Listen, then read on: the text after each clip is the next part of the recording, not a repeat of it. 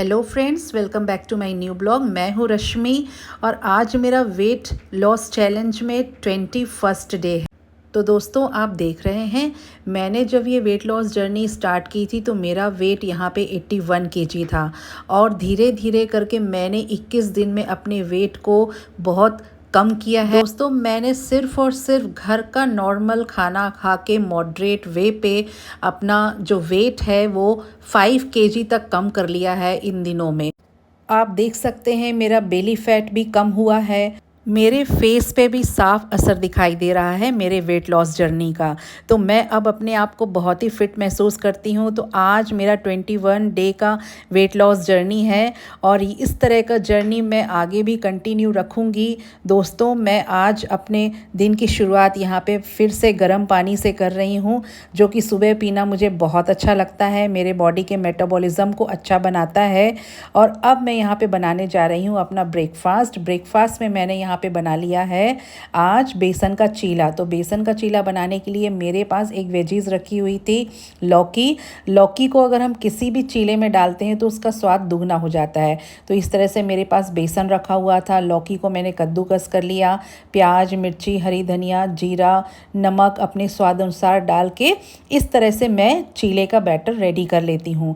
और ये चीला वाकई में खाने में बहुत ही स्वादिष्ट लगता है।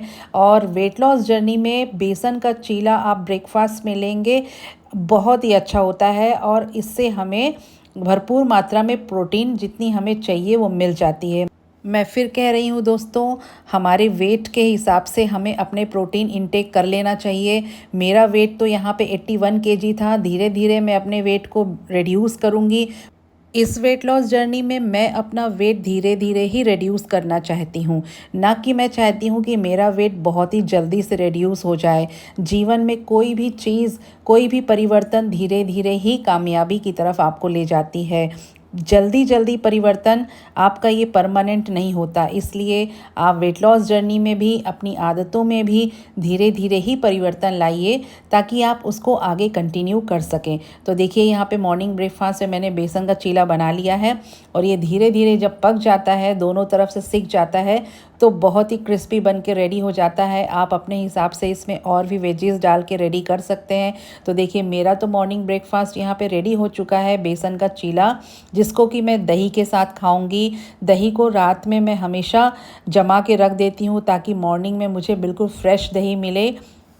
मैं फिर बता रही हूँ दोस्तों कि प्रोटीन इंटेक हमारे लिए बहुत ज़रूरी होता है और हमारी बॉडी के लिए, अगर आप वेट लॉस जर्नी में हैं तो प्रोटीन इंटेक हमारे लिए और भी ज़्यादा ज़रूरी हो जाता है। तो हमारी बॉडी के लिए at least 56 gram of protein in a day normal adult के लिए चाहिए होता है। पर अगर आप वेट लॉस कर रहे हैं, आप एक्सरसाइज कर रहे हैं, जिम कर रहे हैं, तो आपको प्रोटीन इंटेक बढ़ाना होगा। दोस्तों, 21 दिन की वेट लॉस जर्नी में मैंने बहुत कुछ छोड़ा है। खाने की जो मेरी क्रेविंग होती थी, जैसे कि मीठा खाने की क्रेविंग होती थी, उसको मैंने कंट्रोल किया। मैं शुगर फ्री चाय पीती हूँ, वो भी ब्लैक टी लेती हूँ। मैंने दूध वाली चाय को बिल्कुल स्किप किया। और साथ ही में दिन भर में अगर हमें खाने के बाद जो क्रेविंग होती है मीठा खाने की, उसको भी मैंने स्किप किया धीरे धीरे करके। और मैं जब इस आदत में आ गई तो वाकई में मुझे एहसास हुआ कि मेरी एक क्रेविंग धीरे धीरे ख़त्म हो रही है। मॉर्निंग में इस तरह से आप कोई भी ड्राई फ्रूट्स ले लीजिए, वो आपके बॉडी के लिए बहुत ही अच्छा होता है। तो देखिए, यहाँ पे मैं अब आ चुकी हूँ अपने लंच प्रिपरेशन में। लंच प्रिपरेशन के लिए मैंने यहाँ पे चना फुला के रखा हुआ था, उसको ओवरनाइट सोक कर दिया था 2 दिन के लिए।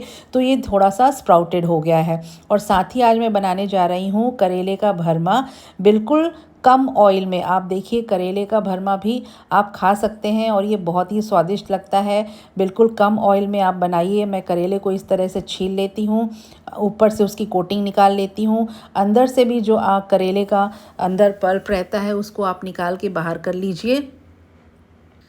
मैं फिर दोहरा रही हूँ दोस्तों, वेट लॉस करने का मतलब ये नहीं कि आप सब कुछ खाना छोड़ देंगे। आपको 3 वीक 4 वीक के बाद फिर आपकी बॉडी में वीकनेस आने लगेगी और आप वापस अपने खाने की तरफ दौड़ेंगे। तो ऐसा वेट लॉस जर्नी रखिए जो आप हमेशा के लिए कंटिन्यू कर सकें। तो देखिए, यहाँ करेले को मैंने उबलते हुए पानी में या गर्म पानी में थोड़े देर के लिए उबाल लिया है। और अब यहाँ पे मैं इसका मसाला तैयार कर रही हूँ। तो मसाले में धनिया, जीरा, मूंगफली, लाल मिर्च, काली मिर्च, ये सारी चीज़ों को मैं थोड़ा देर के लिए तवे में रोस्ट कर लूँगी। रोस्ट करने के बाद मैं इसको मिक्सर ग्राइंडर में पीस लूँगी। जो मैंने करेला यहाँ पे बॉईल किया था उसको निकाल के मैं ठंडा करके रख लूँगी।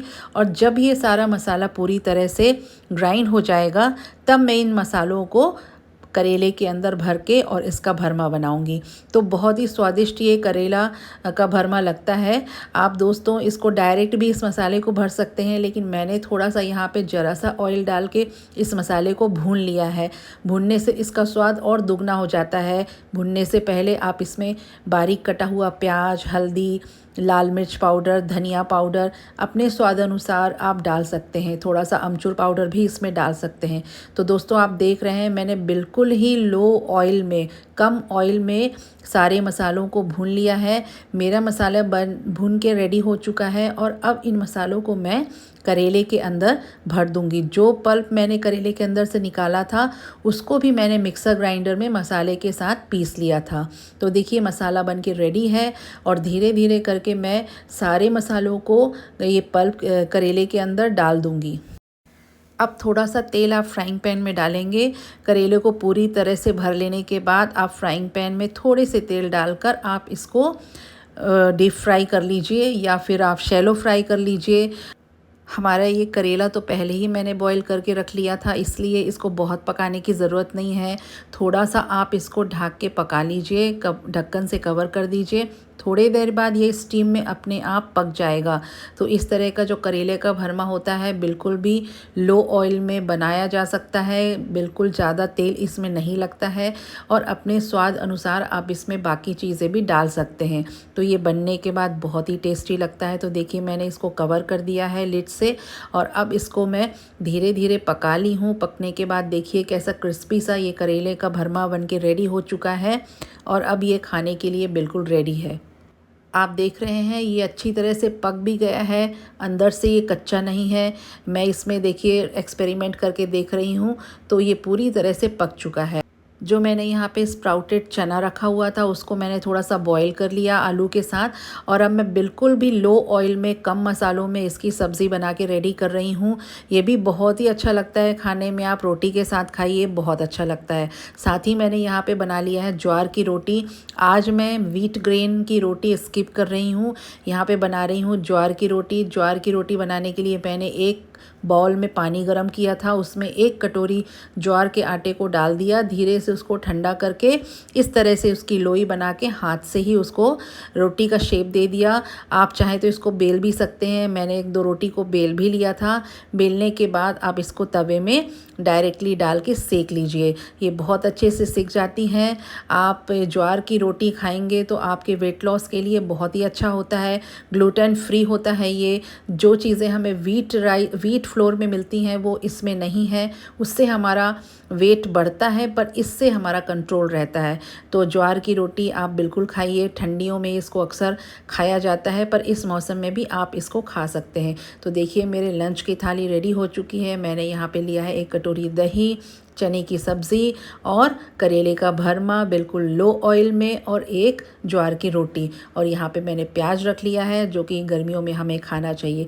तो दोस्तों देखिए मैं अपने आप को बहुत ही अच्छा महसूस कर रही हूँ। 21 डेज़ की जो जर्नी थी मेरी बहुत अच्छी थी और मैं कोशिश करूँगी और मैंने रिजोल्यूशन लिया है कि इस जर्नी को मैं कंटिन्यू रखूँगी।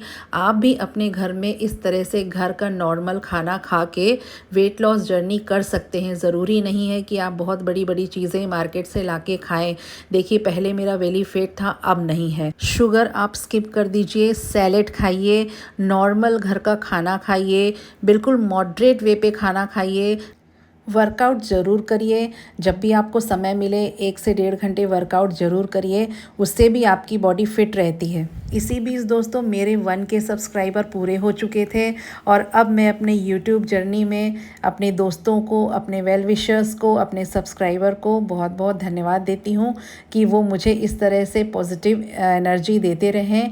Till then bye bye, thank you so much. मेरे चैनल को लाइक और सब्सक्राइब करना मत भूलिएगा। Rashmi's blog, love yourself.